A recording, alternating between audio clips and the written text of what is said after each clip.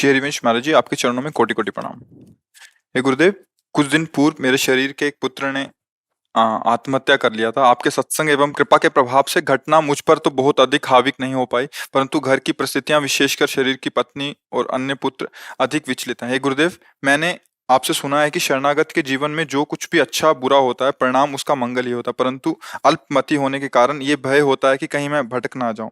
महाराज जी, आपसे करवत प्रार्थना है, जिससे श्री जी के चरणों में, मेरे गुरु चरणों में अगाध भक्ति हो, ऐसी आज्ञा करें। देखो, जीव कर्म विवश होकर के आता है और कर्म विवश होकर के ही जाता है।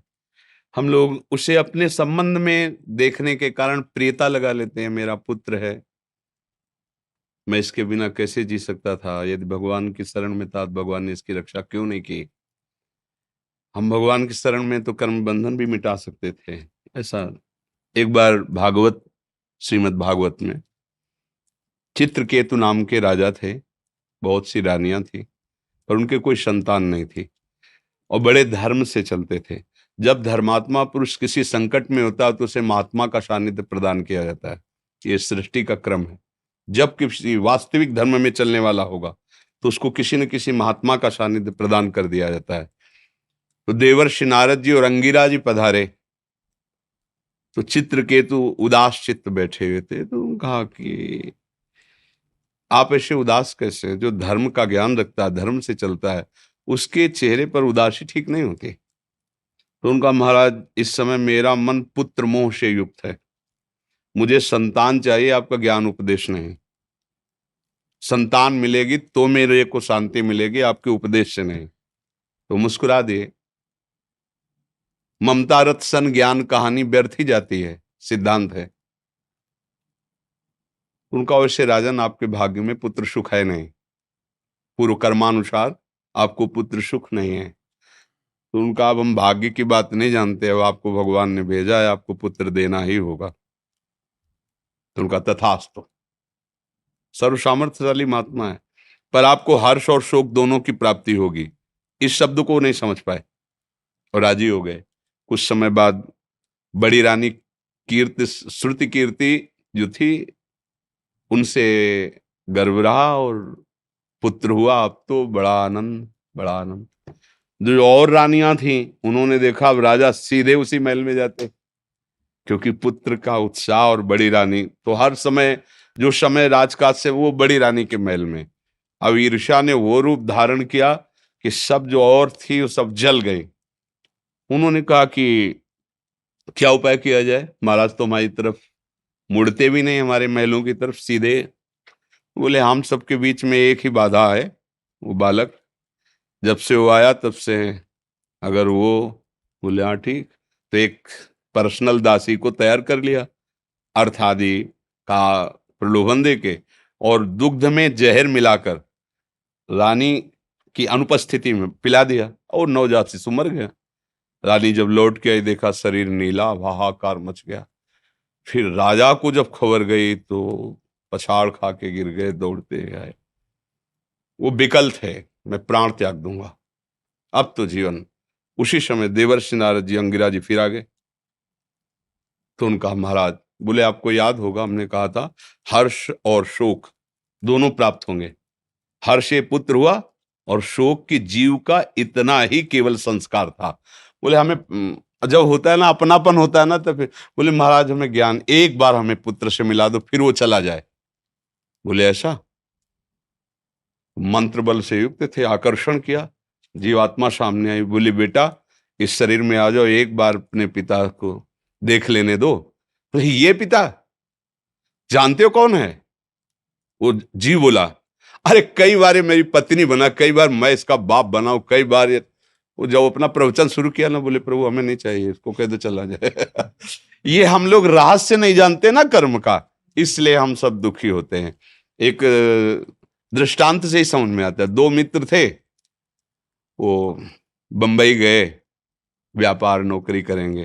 पहले होटल में नौकरी की, धीरे धीरे थोड़ा धन आया, थोड़ा व्यापार करना शुरू किया। ऐसा व्यापार चला कि उन्होंने खुद होटल खोल लिया, बड़ा होटल, लाखों रुपया कमाई दोनों मित्र की।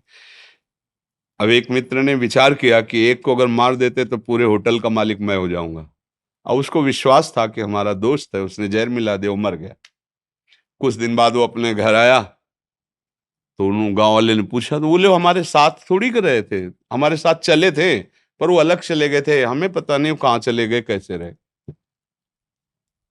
अब तो होटल में खूब पैसा आ रहा, जमीन खरीदी, मकान बनाया, सुंदर ब्याह किया।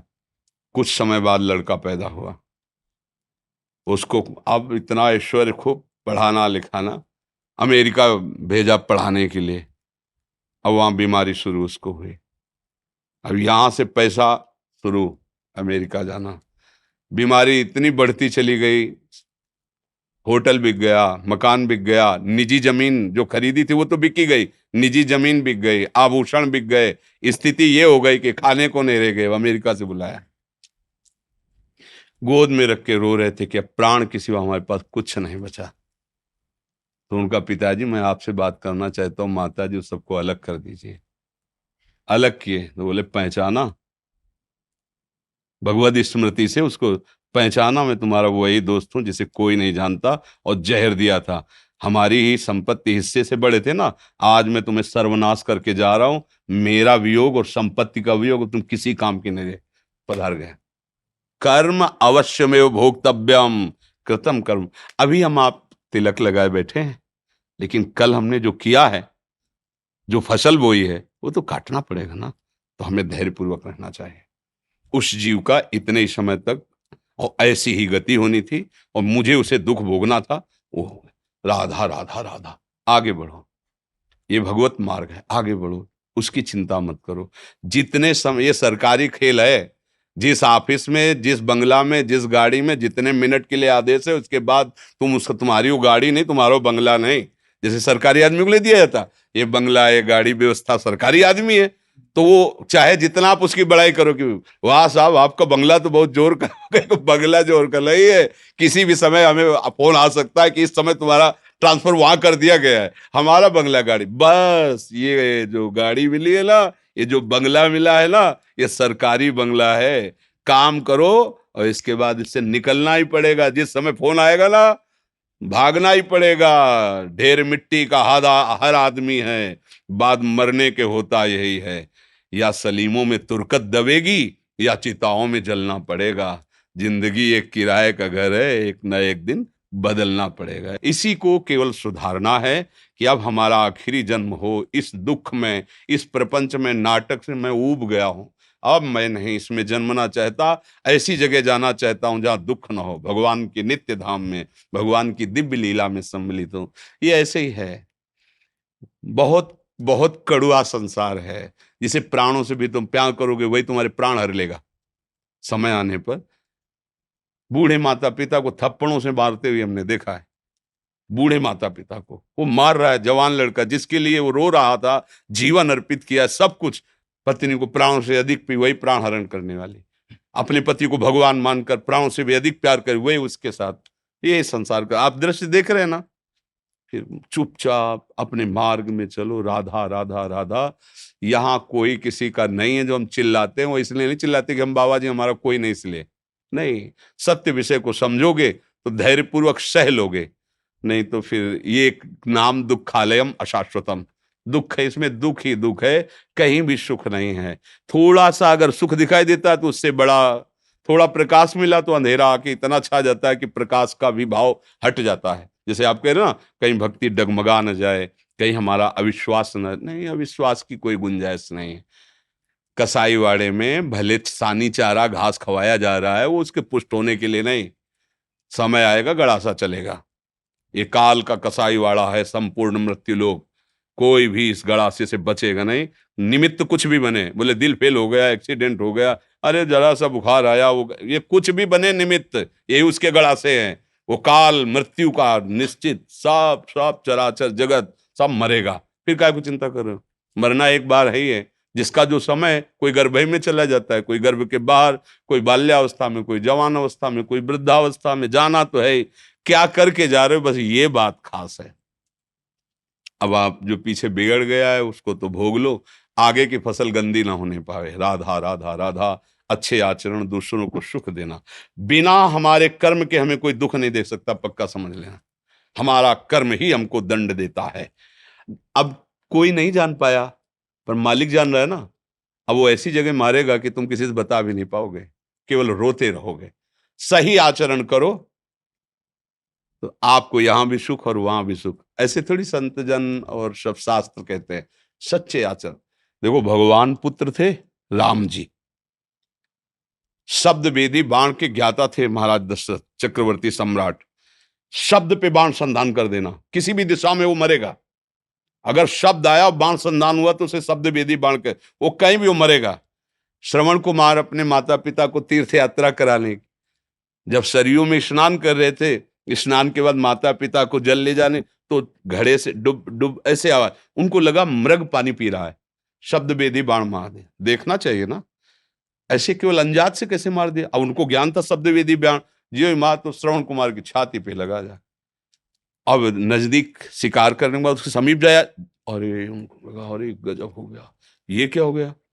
साधु वेश में श्रवण को हाथ जोड़ा कि हमें पता नहीं था। उन्होंने कहा मुझे मरने का दुख नहीं है, मुझे दुख है कि मेरे माता पिता वयोवृद्ध हैं, अब इनकी सेवा कौन करेगा। ये प्यासे थे, पानी आप पिला देंगे। दशरथ जी पानी लेके चले, कदम नहीं बढ़ रहे इतने बड़े महापुरुष के, कदम नहीं बढ़ रहे, चक्रवर्ती सम्राट महावीर हैं। उनका बेटा इतना विलंब क्यों हो गया। अब वो वयोवृद्ध थे, आंखों से दिख, इतना विलंब क्यों हो गया। और फिर नहीं बोल पा रहे।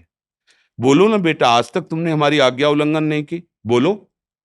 तो उनका, मैं आपका बेटा नहीं हूं, मैं अयोध्या नरेश चक्रवर्ती सम्राट दशरथ हूं। हमसे गलती हो गई, हमने शब्द वेदी बाण संधान किया, जाना मृग, लेकिन आपके पुत्र का बस। तो जल पी लीजिए और मैं आजीवन आपकी सेवा करूंगा। बोले नहीं नहीं नहीं, अब तो हम जी ही नहीं पाएंगे, ऐसा पुत्र हमारा था। कभी जानते हो पुत्र वियोग क्या होता है। जाओ, तुम्हें पुत्र वियोग में ही मृत्यु की प्राप्त हो, जैसे मैं तड़प के मर रहा हूं वैसे तुम मरोगे। देखो, भगवान पैदा हुए उनके घर, लेकिन वो बात, वो कर्म मिटाया नहीं, वैसे ही तड़प करके हा राम कह करके प्राण त्याग। बिल्कुल ये कर्म परंपरा। इसीलिए भगवान का भजन करो और चुपचाप सहो, पीछे की फसल हमें जो है वो भोगनी पड़ेगी। आगे ऐसा तैयार करो कि हम दुख ना भोगें, कोई हमसे अशुभ कर्म ना बने।